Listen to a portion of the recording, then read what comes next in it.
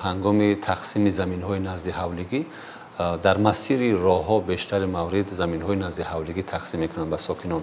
در این حالت کمیته حالت‌های فوق‌العاده دخالت کرده می‌تواند که از این حادثه‌ها پیشگیری شود.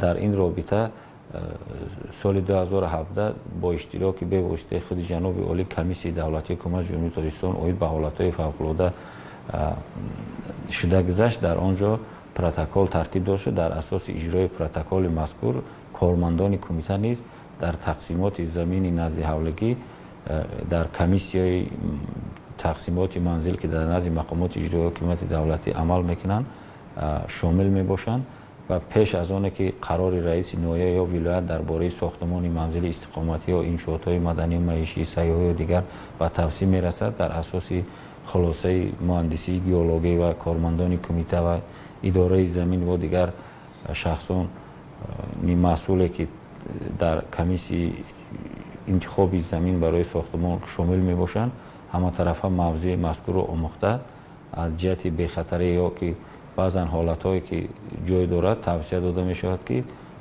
ساختمان رودخانه‌ها یا که شیناندن درخت‌ها یا پیشگیری اراضی زمین حتما به نوبت گرفته شود. در آن صورت بعد اجازه داده می شود که ساختمان منزل استقامتی یا دیگر انشاءات ها را در آن منطقه بنیان نمایند.